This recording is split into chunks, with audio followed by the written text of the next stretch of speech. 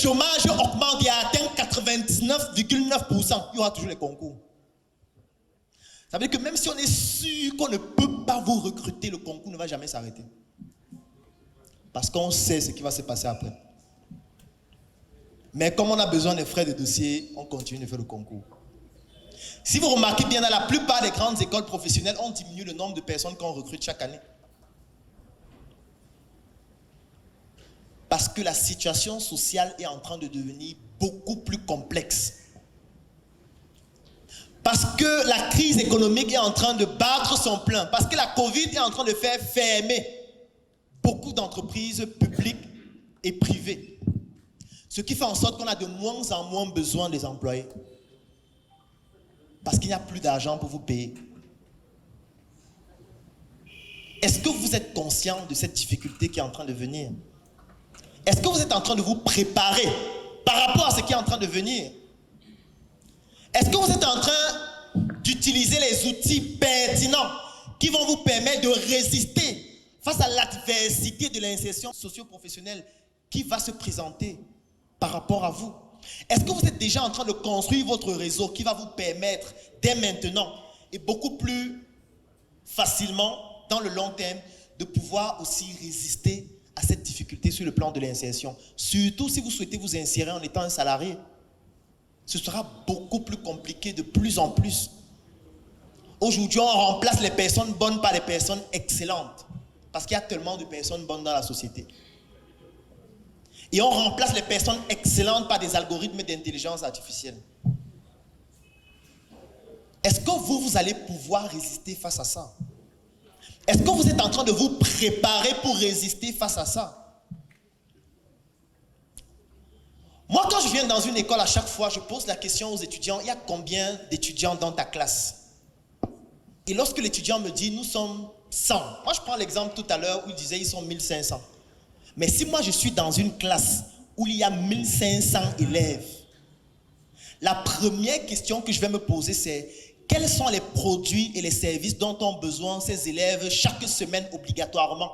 La première question que je vais me poser, et je vais faire une liste. Et dans cette liste, je vais identifier les produits ou les services dont ils ont besoin chaque jour obligatoirement. Et je vais identifier ces services et ces produits, comme par exemple le besoin de s'alimenter. Si on a 1500 personnes dans une classe, vous ne pouvez pas passer toute la journée sans manger. Je sais que sur les 1500, il y a 500 qui vont venir avec les bâtons de manioc de la maison pour manger à l'école. Donc eux, ils disent qu'ils n'ont pas d'argent. Sur les 1000 qui restent, il y a 500 qui vont dire j'ai mangé à la maison en venant. Il va rester au moins 500 qui ont besoin d'acheter quelque chose pour manger à l'école, qui ont besoin d'acheter du pain, qui ont besoin d'acheter de la nourriture. Et maintenant, moi, je pourrais dire, d'accord, je peux mettre sur pied un produit pour vendre à ces personnes-là, même si c'est un produit à grignoter, comme des chips, comme des croquettes, comme des jus. Et ça fait directement un marché de 500 personnes chaque jour sans me déplacer. Vous cherchez de l'argent ou vous voulez vous insérer alors que vous devez déjà vous insérer dans cette classe de 1500 personnes. Il faut commencer par vous insérer dans cette classe. Il faut commencer par développer votre visibilité dans cette classe. Il faut commencer par faire en sorte que ces 500 personnes qui mangent vos chips chaque jour commencent à recommander à d'autres filières qu'il y a un gars là-bas, il vend les chips, c'est très bon. J'ai acheté pour toi. Il faut commencer à trouver des représentants qui vont vous représenter dans les autres classes pour vendre les chips dans tout le campus en même temps avec vos représentants et faire des bilans financiers chaque soir après l'école. Il faut commencer à trouver le moyen de coloniser d'autres établissements. Et cette fois, la formation doit intervenir. Parce qu'il faut former les personnes à pouvoir comprendre l'idéologie que vous avez inculquée dans votre établissement pour que ces personnes soient capables de répliquer ça dans un autre. Il faut être capable d'étendre ça dans d'autres villes, dans d'autres pays. Et à un moment donné, vous êtes en train de créer un réseau relationnel, vous êtes en train de créer un réseau de distribution, vous avez une base de données importante de clients que vous pouvez consolider sur le très long terme. Et voilà votre insertion socio-professionnelle que vous êtes en train de bâtir depuis les bancs de l'école. C'est de ça qu'il s'agit, c'est ça que vous devez faire aujourd'hui. Parce que la société est impitoyable, surtout quand vous êtes jeune. Parce que nous sommes dans un pays où quand vous êtes jeune, on considère au préalable que vous êtes incompétent. Donc il faut d'abord démontrer que vous n'êtes pas incompétent, c'est la première étape. Et quand vous avez fini de démontrer que vous n'êtes pas incompétent, on essaye de voir est-ce qu'on peut faire avec lui. Est-ce qu'il est de la communauté? Donc nous devons nous battre 10 fois, 20 fois, 30 fois plus que les autres. Nous devons être plus stratégiques. Parce qu'en étant jeunes, comme Eugène le disait, nous devons construire notre pays.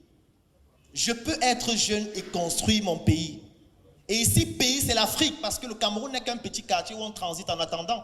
Parce que vos chips, vous pourriez aussi être au Togo, au Sénégal, en Côte d'Ivoire, et devenir une marque leader de chips, comme Lay's. Ils sont devenus riches en vendant les chips. Les chips. Les chips. Les chips, c'est quoi? Ce n'est pas le plantain qu'on a coupé, on a mis dans...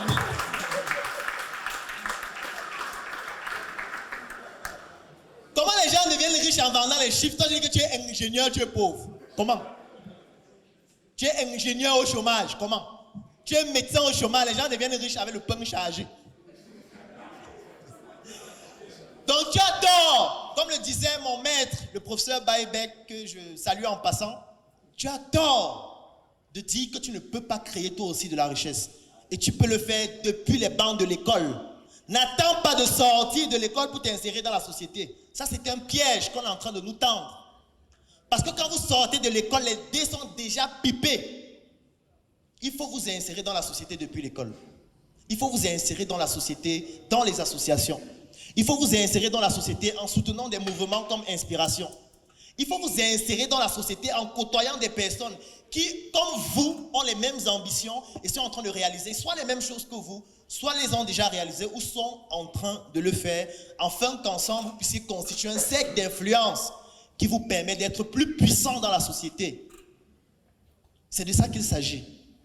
Parce que le temps passe. Parce que la société ne pardonne pas.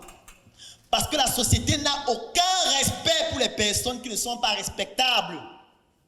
Et pour être respectable dans la société, il faut s'imposer avec autorité, il faut s'imposer sur le plan intellectuel, il faut s'imposer sur le plan économique et sur le plan financier.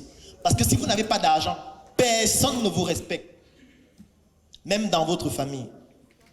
La preuve, c'est que même à l'église, on ne respecte pas ceux qui n'ont pas d'argent.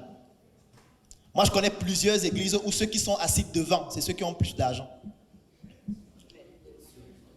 Moi, j'ai été servant de messe pendant plus de 10 ans. Les intentions de prière sont payantes.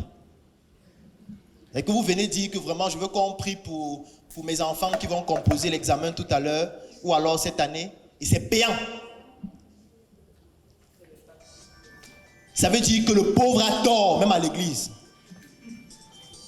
Il a tort. Partout dans la société, il a tort. Il a tort même à l'hôpital. Quand le pauvre arrive à l'hôpital, il a tort. Il meurt parce qu'il n'a pas d'argent. Moi, je connais des hôpitaux où il y a des pauvres séquestrés depuis des mois.